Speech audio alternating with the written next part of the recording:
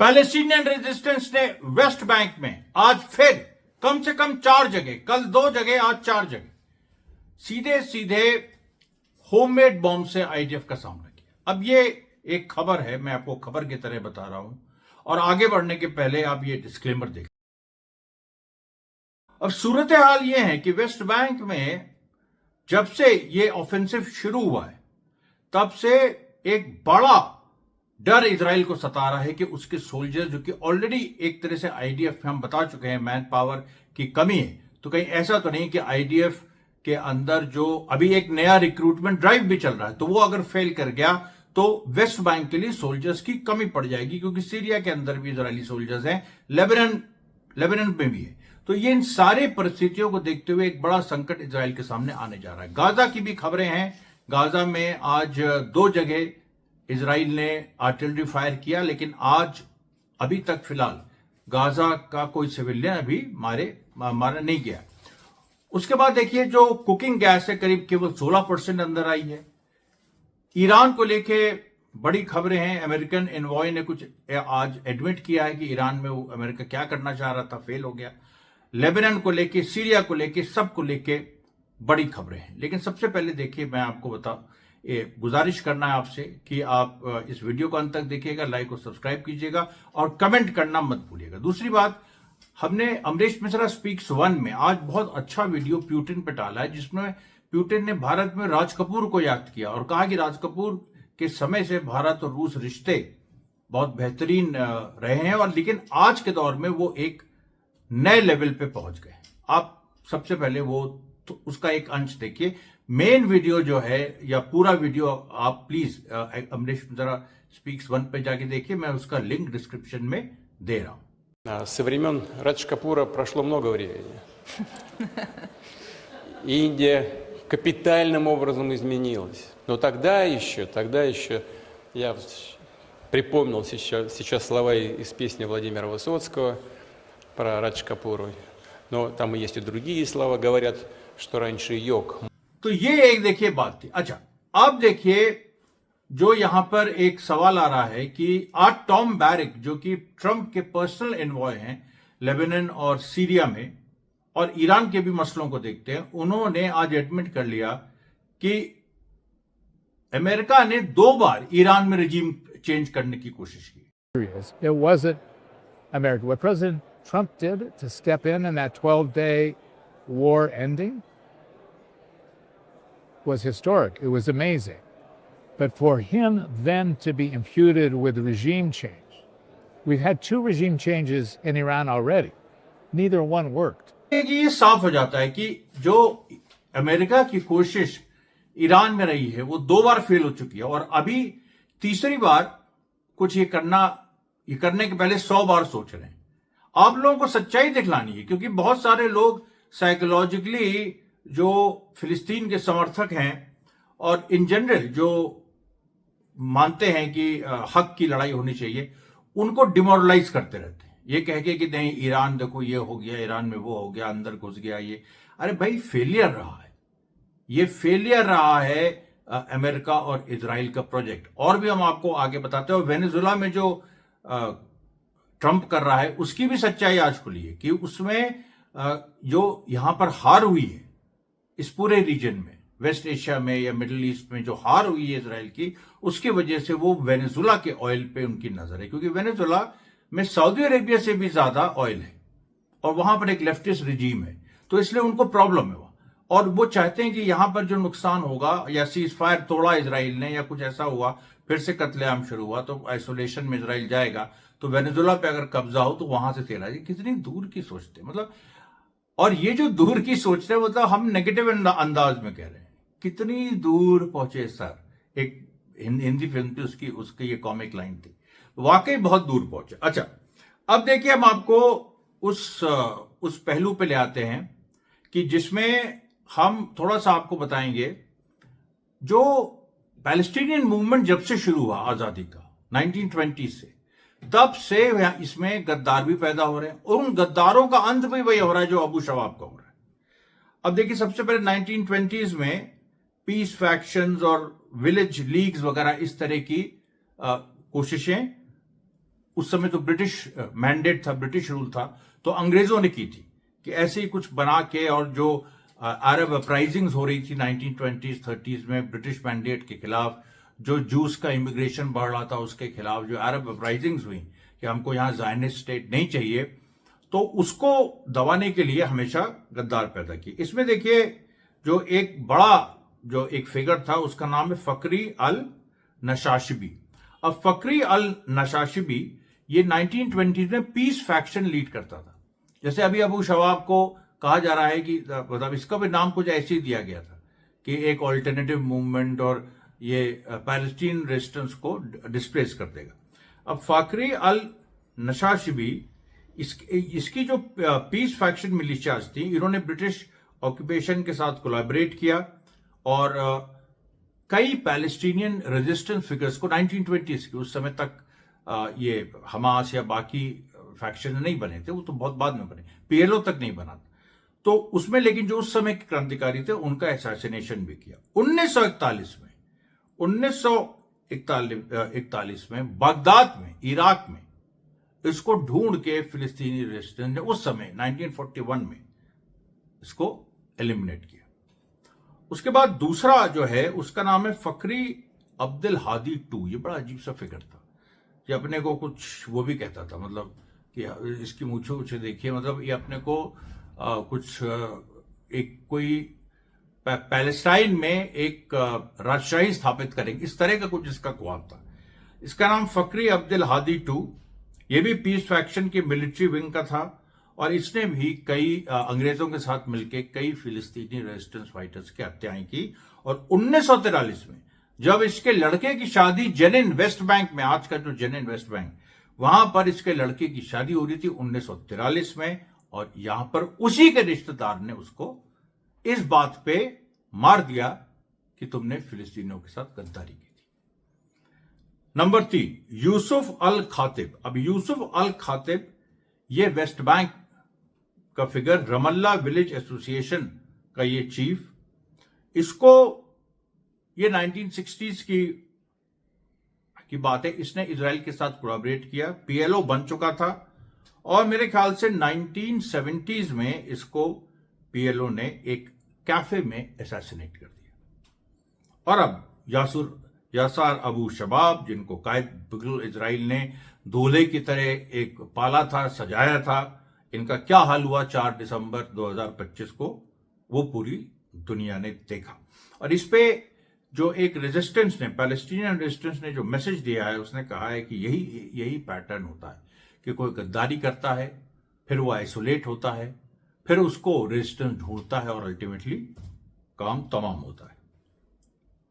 उसके बाद देखिए वेस्ट बैंक में जो मैं बता रहा था आपको कि जो एक के बाद एक रेजिस्टेंस एक्टिविटीज हुई।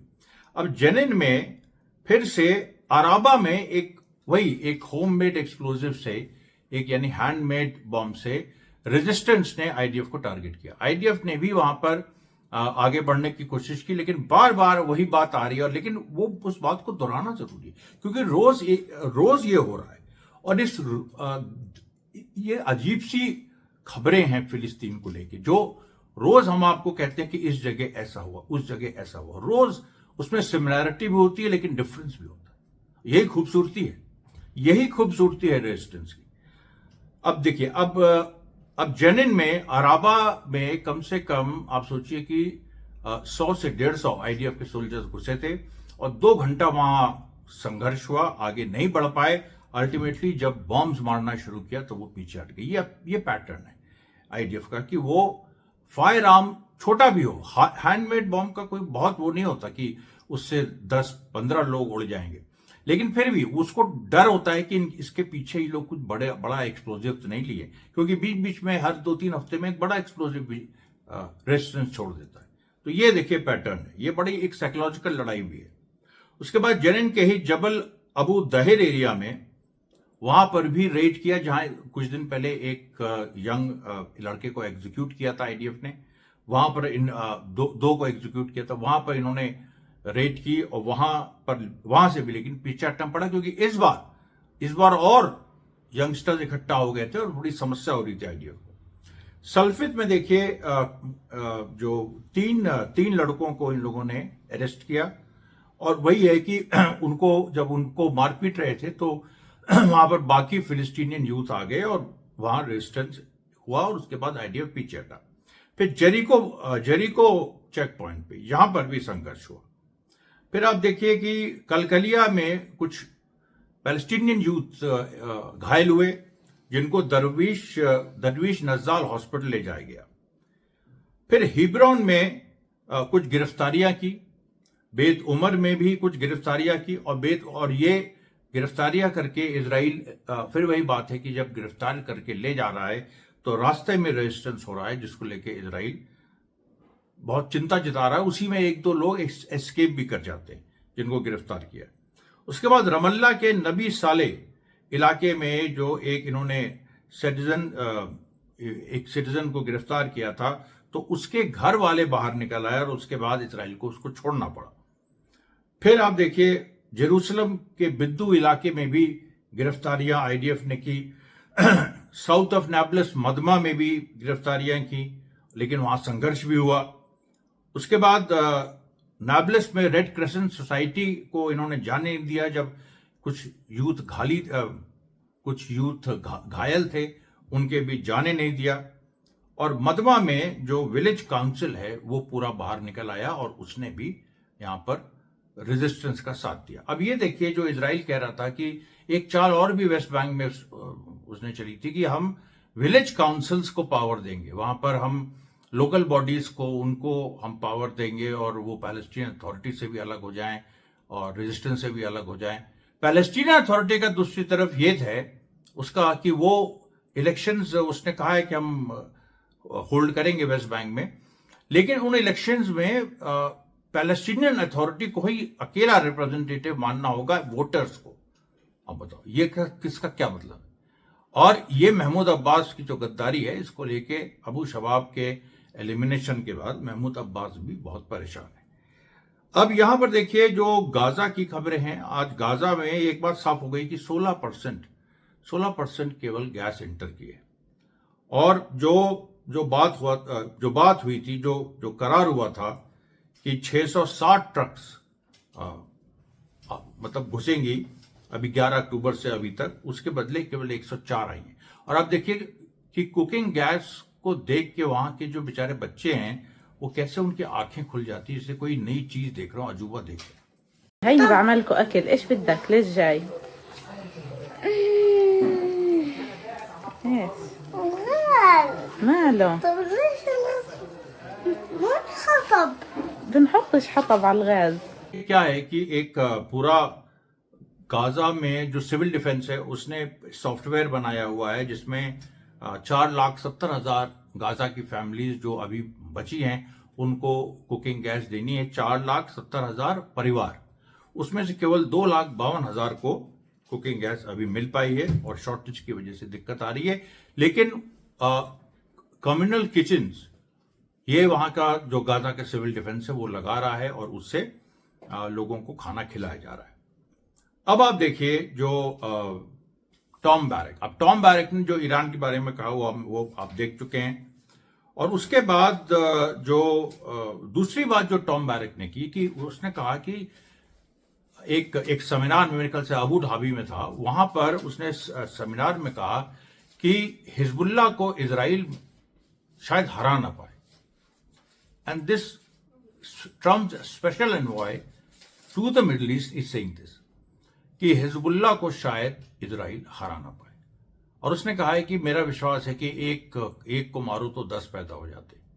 तो इसलिए उसने कहा कि इसमें इजराइल और लेबनान को सीधे बात करनी चाहिए। अब सीधे बात तो हुई है एक बार, लेकिन उस सीधी बात के बाद मतलब एक जो पहली जो दशकों बाद जो मैंने आपको बताया शायद परसों या कल, अब दशकों बाद तो बातचीत हुई, उसका कोई हल नहीं निकला। उसके तुरंत बाद इजराइल ने कुछ स्ट्राइक्स कर दिए। अभी भी इजराइल स्ट्राइक्स कर रहा है, हालांकि उससे कुछ निकल नहीं रहा है। अब इसी चीज को लेके अच्छा उधर हिजबुल्लाह के जो चीफ है नईम कासिम, वो अपना डटे हुए हैं उस लाइन पर। उन्होंने कहा है कि लेबनीज सरकार भी उनकी पोजीशन पे आ रही। कल तो सुन्नी प्राइम मिनिस्टर नवाब सलाम भी उनकी पोजीशन पे आए कुछ। तो हिजबुल्ला की पोजीशन मजबूत हो रही है। देखिए पूरी राजनीति देखिए शुरू से हम फॉलो कर रहे हैं, जो भी लेबनान में हो रहा है पॉलिटिकल, अभी मिलिट्री कार्रवाई रुकी हुई है, प्योर पॉलिटिक्स हो रही है, और प्योर पॉलिटिक्स में कैसे इजराइल आइसोलेट हो रहा है। और ये जो सशस्त्र संघर्ष है उसकी फिलॉसफी का एक इसेंशियल पार्ट है कि राजनीति कमांड में रहती है, सशस्त्र संघर्ष राजनीति को फॉलो करता है। तो राजनीतिक रूप से जो हिजबुल्ला ने लेबनीज सरकार को अपने साथ खड़ा कर दिया, क्रिश्चियंस को, सुन्नियों को भी अपने साथ खड़ा किया, उस वजह से इजराइल आइसोलेट हो रहा है। ये बिल्कुल क्लियर, एकदम क्रिस्टल क्लियर ये बात दिखाई पड़ रही है। अब उसके बाद देखिए जो मैंने आपको अभी जो वीडियो मैंने डाला अमरीश मिश्रा स्पीक्स वन में, उसमें भी ये बात थी। जर्मनी और जापान को देखिए, ये लोग जो सेकेंड वर्ल्ड वॉर में इतना उन्होंने पूरी दुनिया में फांसीवाद फैलाया और कितना कत्लेआम किया, उनको फिर से हथियारबंद किया जा रहा है। वो कौन कर रहा है? अमेरिका और वेस्ट, जो सोवियत रशिया की मदद के माध्यम से जापान और रशिया से लड़ा, ये जापान और जर्मनी से लड़ा था, और रशिया ने ही जर्मनी को हराया था। ये सच्चाई है। जापान की भी हार जो है वो तभी हुई जब वो मंचूरिया में जो चाइनीज कम्युनिस्ट हैं उन्होंने हराया। तो अब ये जो पूरी बात है, अब ये जापान, जर्मनी को रशिया के खिलाफ, जापान को चाइना के खिलाफ। अब इसमें देखिए जो लार्ज स्केल कंस्क्रिप्शन शुरू हो गया, ये बहुत चौंका देने वाली बात है, क्योंकि ये था कि हिटलर के खत्म होने के बाद जर्मनी अपनी कोई सेना नहीं रखेगी। अब इसको खुद ही वेस्ट ओवरटर्न कर रहा है रशिया से जर्मनी को लड़ाने के लिए। आज प्रदर्शन हुआ कि हम की जो ये जो कंस्क्रिप्शन हो रहा है इसके खिलाफ जर्मनी की जनता सड़क पे आई। दूसरी बात, जो यूरोविजन कॉन्टेस्ट है जिसमें एक पूरी बात हो रही थी कि उसको इजराइल को ना इनवाइट किया जाए, फिर उसको इनवाइट किया गया, उसको लेके कई देश, आयरलैंड समेत कई देश, उन लोगों ने यूरोविजन कॉन्टेस्ट से अपने को विड्रॉ कर लिया है, और ऑलरेडी बहुत बड़ा झटका लगा है उसको। अब दूसरी बात, पाकिस्तान और अफगानिस्तान में फिर से कुछ गोलाबारी हुई है, और उसके साथ साथ देखिए जो ईरान का नया ड्रोन है, देखिए रोज ईरान एक नया कुछ हथियारों में कुछ एग्जीबिशन कर रहा है, कुछ डेवलपमेंट कर रहा है। हदीद 110 सुसाइड ड्रोन ये उभर के सामने आया है, और इसके बारे में भी ये है कि इसकी रेंज जो 136 शायद है या 149 शायद जो ड्रोन है, और 136 शायद ड्रोन तो आपको पता है अमेरिकन मिलिट्री डेवलप कर रही है उसी पैटर्न पे, क्योंकि ड्रोन के मामले में ईरान सबसे आगे निकल गया है दुनिया में, और उसकी नकल की जा रही है या उससे लोग इंपोर्ट करने की कोशिश कर रहे हैं। उसके बाद टर्की को लेके देखिए, टर्की को लेके एक टेंशन हो गया है, क्योंकि टर्की के पास रशिया के S-400 सिस्टम्स हैं, डिफेंस सिस्टम, जो भारत के पास भी है, और अमेरिका टर्की से कह रहा है कि S-400 अगर तुम गिव अप नहीं करोगे और आगे भी रशिया से खरीदना मत कुछ, नहीं तो हम तुम्हें F-35 नहीं देंगे। अब आप बताओ, ये टर्की पे दबाव डाल, और यही दबाव भारत पे था, लेकिन भारत में कम से कम ये सूझबूझ थी कि पुतिन को बुला के और ये सारी बातें, एक पूरा मैसेज इंडिया ने दे दिया कि हम किस कैंप में हैं, वो पूरा मैसेज दे दिया। एक बड़ा डेवलपमेंट ये हुआ है। और देखिए कई बार क्या होता है, मैं बार बार कहता हूं कि जिन फोर्सेस का हम विरोध कर रहे हैं या जिनकी विचारधारा का हम विरोध कर रहे हैं, उनको भी कई बार हमारे प्लैंक पे आना पड़ता है, राजनीतिक प्लैंक पे। विचारधारा में फर्क है, हमेशा रहेगा, संघर्ष रहेगा जबरदस्त, लेकिन जो पॉलिटिकल प्लैंक है उसमें उनको आना पड़ेगा अगर उनको सर्वाइव करना, अगर उनको भारत पे में रहना है। हम तो ये भी नहीं कह रहे कि भारत पे रूल करना, अगर भारत में रहना है तो ये मिनिमम चीजें करनी होगी। आप अमेरिका इजराइल के साथ खुल के नहीं जा सकते। तो ये जो देखिए बात है, अब ये जो टर्की पे पूरा दबाव आ रहा है, इसको लेके एक चर्निंग चल रही है, और टर्की से कहा जा रहा है, वेस्ट कह रहा है कि तुम तो यूरोप का हिस्सा हो, तुम आ जाओ और हम तुम्हें ये देंगे, हम तुम्हें वो देंगे, लेकिन उसमें पूरी तरह से अभी मामला फंसा हुआ है। और टर्की इस पे भी जोर दे रहा है कि जो सीरिया पे सैंक्शंस लगे थे 2019 में, सीजर एक्ट, उनको रिपील किया जाए। ट्रंप कह चुका है कि उनको रिपील हम करेंगे, लेकिन इजराइल के अपने इंटरेस्ट हैं सीरिया में। इजराइल टेरिटरी चाहता है, टेरिटरी अल-शरा भी नहीं दे सकता है, वो कैसे दे दे, वो तो बेदखल हो जाएगा, वहां पर विद्रोह हो जाएगा। देखे ही आपने कैसे सीरियन रेजिस्टेंस उभर रहा है। तो अल-शरा ने भी बयान दिया कि भाई 1974 का जो एग्रीमेंट था इजराइल के साथ, उस लाइन पर चलो तो बात हो सकती है। वरना इसमें हालांकि उसका कोई कॉन्फ्रंटेशनिस्ट अभी तक नहीं कुछ आया है, लेकिन उसने ये इतना तो कहा है और सच्चाई बताना है हमको। उसने इतना कहा है कि 1974 का जो एग्रीमेंट था जिसमें गोलन हाइट्स तक को छोड़ने की बात इजराइल के द्वारा थी, तो वो उस पे तो कुछ ना कुछ तो उस पे आपको वापस लौटना पड़ेगा, वरना कोई भी समझौता ऐसे नहीं हो सकता। तो देखिए ये आज की खबरें थी। कल हम फिर हाजिर होंगे। कल हम फिर से international situation, Russia Ukraine war या इंडिया से रिलेटेड जो इंटरनेशनल कोई इशू है उसको लेके फिर अमरीश मिश्रा स्पीक्स वन में 4 बजे वीडियो हम रिलीज करेंगे। आज जो वीडियो आया था प्यूटिन पे, वो उसका मैं डिस्क्रिप्शन में हम उसका लिंक दे रहे हैं, आप जरूर उसको देखिएगा।